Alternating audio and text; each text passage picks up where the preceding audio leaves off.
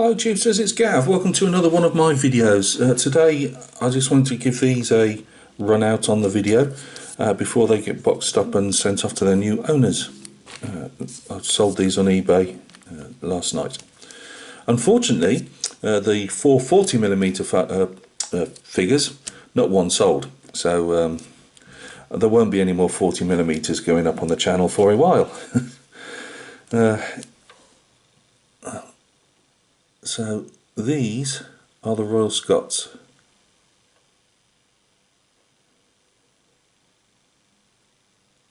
I enjoy painting the red coats. They have a nice look to them with the greys and the reds. I must admit, everything that you've seen, as I've said to you guys before, has got blue. It just happens. I don't collect these myself. I just sell them on. Once I've painted them. So I'm just working down the sheet of colours that I bought from eBay, Warlord games, whatever. I give them all a generic grey coat on the back, but they come up nice. As I say, I can see what Warlord try and do with this Mass Effect, and I do like it. I have to say, the only thing I'd say, the only criticism I've got, well, a couple of criticisms, but nothing horrendous. I'm not so keen on the cavalry. I'm just not. I don't think they look as good as the infantry. Slightly soft, but that's just my opinion. But that's probably the worst, I suppose, thing you can say about them. Yeah, again, that's just my opinion. The other one is just more cosmetic, really. I wish that they would have added a couple of personalities that you could put in. What I mean by that is more like an officer. You only ever get one officer. Well, there's two officers because in the British Army, the youngest ensigns carry the colours. As we all know, colour parties or flag. I don't know what you call them in your countries, but in the British Army we call them colours. And the colour party always gets shot down. Enemy always want to capture colours, and also it's the rallying point for the regiment. So they always used to put the youngest ensigns. Like ensign is like a really junior lieutenant, or lieutenant if you're that way inclined. But yeah, the youngest lieutenants. Or ensigns got the job of carrying the colours, which was a great honour, but you didn't last very long, which is why they put the young lads in. It wasn't such a loss on the command structure if they went down. Bearing in mind a lot of these lads were like 14 or 15 years old. You might be lucky if they were 16 or 17. All roughly the same. I mean, they'll give you it so it's slightly mixed up, so that's nice to see. I would just like to see, so it's personal choice. When I get round to doing my AB infantry one day, I've finally got base sizes for those, so you will be seeing I've got to actually just wait till I've got a bit of money come in, and I'll order the colours for my Prussian cavalry, and we'll have a look at those once they're based and everything. We've got light company at the side. So if you don't know, light company with a green, and Grenadier company, you can see on the extreme left there with a white. Although when you look from behind at a regiment looking at the enemy, the Grenadiers are always on the right. In going all the way back to Roman times, the right hand part of I suppose you could say legion, anything. The right hand is the point of honour on the battlefield. And the Grenadiers usually being the tallest guys and supposed to be the more stoical guys in the battalion, they would man that section. They would be the rallying point if the regiment started to fall back. The Grenadiers weren't expected to, and they would rally. The colours would usually transfer over to the Grenadiers, and they would rally the regiment. A lot of the times the light infantry on the right here, and the Grenadiers, well, sorry, on your right, yeah, but obviously looking back The Grenadiers would be on the right. But anyway, the light infantry and the Grenadiers would often be taken out of the battalion and formed up with guys from different battalions to form like a shock battalion. So the Grenadiers may be used for assaulting something. The light infantry would often be used for skirmishing, but as a battalion rather than just a company. So you might have the Royal Scots here and 3 or 4 other regiments, and these guys would be taken off and formed temporarily. It might just be for a couple of days, it could be for a few months or a whole campaign, it depended what was needed. You'll also see they have wings, as we call them, on the side of the shoulder to denote them as a wing company, but also as a different from the main line battalions. We've got our obviously, I usually do, sometimes I mix them up, but I usually put white gloves on. They tended to get dressed formally, and including the battalion officers. But I will, I believe I've done white gloves on these guys. Yeah, I have. Sometimes I mix it up and just have a fleshed hand showing, but they would normally put the white gloves on. Might be formal, but it might also help with directing blokes on the battlefield. So they're off to a new home. I'm working on these guys at the moment. If anybody gets fed up of seeing you like your naps and you want me to do 28s and that, I really have to do what I can sell.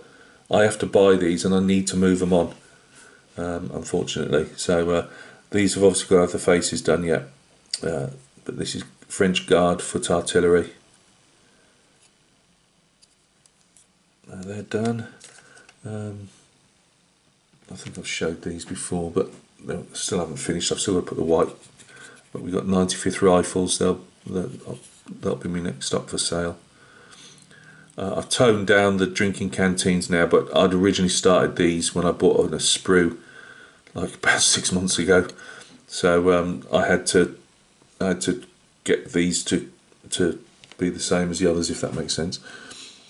And I bought another sprue off eBay. Because I'm a bit low on funds, I was going to buy a box, but they'll have to wait, so I've just bought a sprue for now. So a quick look at some unpainted. These are French line infantry. Obviously with the eagle. Again, following the British format, there's only one officer, which is a shame. I mean, you can convert and chop and up, but it sounds mercenary, and it is. I won't get any more extra money for doing all that. I doubt very much whether I'd raise any more money for the extra time it would take to do all this. I may well convert some into Dutch Belgiums, as in the British and some of the French and that, just for the fancy doing the different uniforms, because they don't do Dutch Belgians. So, but that's my French unit. I'm about to prime, just to give you. That's a French officer.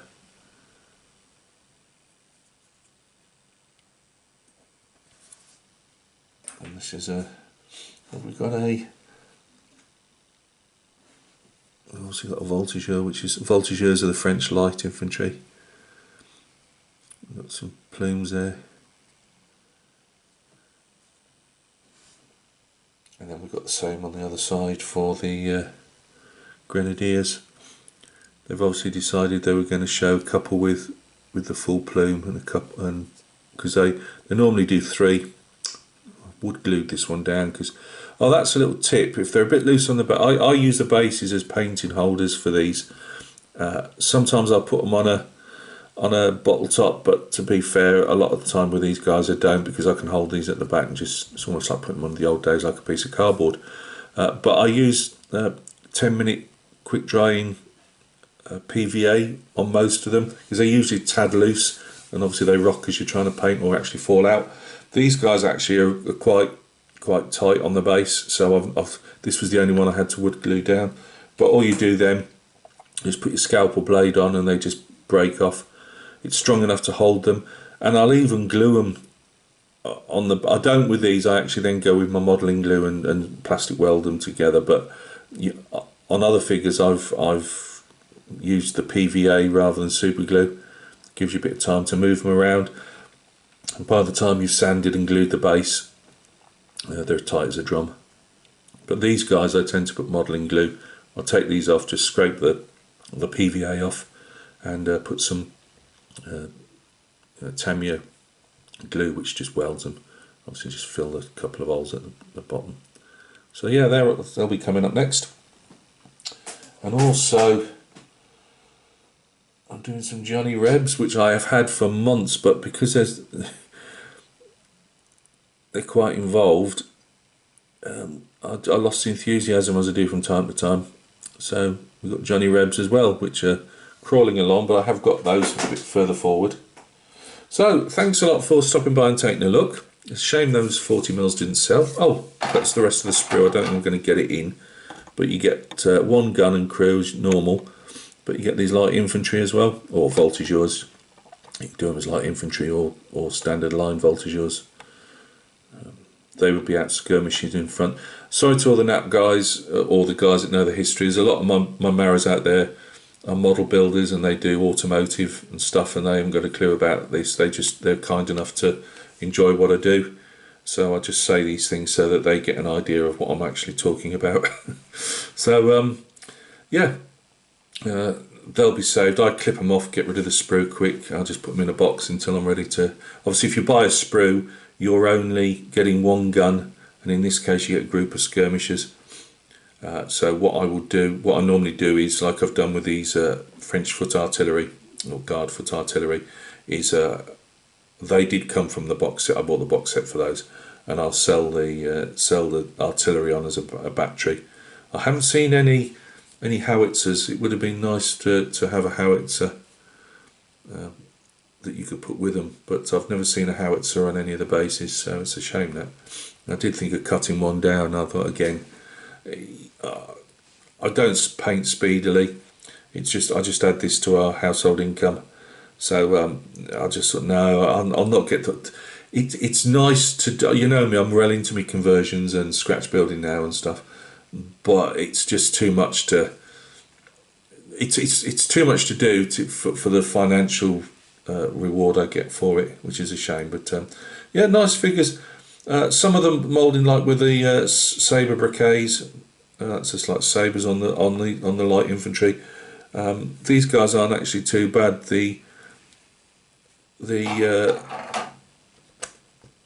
I should have actually put these on. Gav, just stick them on bottle top so you're not handling the figures. I don't know if you can see on these guys. You get a really fat sabre hilt.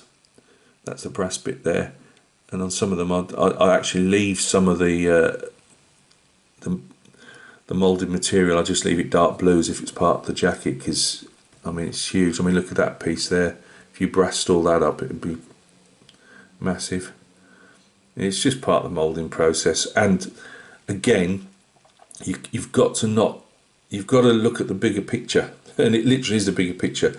These guys are made for looking down from 8-10 feet away on a table and seeing a mass effect. You won't see that moulded large sabre hilt when it's down there. So I get where Warlord are coming from.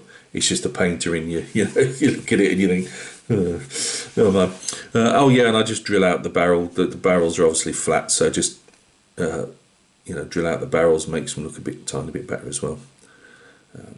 So thanks a lot for stopping by and taking a look. I needed to get this video out, so if it's a bit quick on top of the last one, the shout out one, I will have a couple more shout outs, because I said to Marcy that I'd like to shout her out, because she comes over and says hello and gives me some support, and there's another new channel that I found that it's only got about 20 odd subs, and I thought that he could do with a shout out, so I liked what he was doing.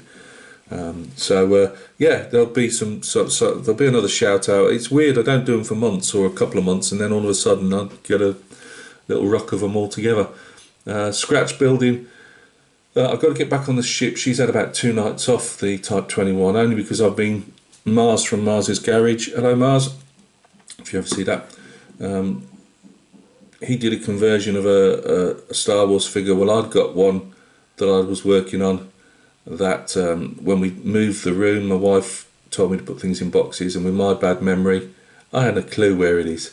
Luckily, I'd got a second figure, so Mars has inspired me to do a repaint on a Star Wars 6-inch Black Series figure, and I will show you that in the video. I've been shooting the video as I've been doing it. It's not painted yet. I'll go into that in a bit. Right, look after yourselves. I'm rambling. I always ramble. It's what I do. So, take care of yourselves. Thank you very, very much for all your support. I'm getting a few more people now that are interested in what I'm doing, and that means the absolute world to me, guys. It really does. You know, I just like to connect with people, you know, as I'm doing, whether it's my figures or my models. As I say, I've got head problems, and it's no secret. It couldn't be with the amount of times I tell you lot. And I'm fairly isolated. I don't tend to do much outside of taking the pop up the common, our local heathland. So it really means the world to have people putting them comments down and saying nice things about my work and interacting with me. So thank you very much, guys. I really do appreciate it. So yeah, see you soon on the next one.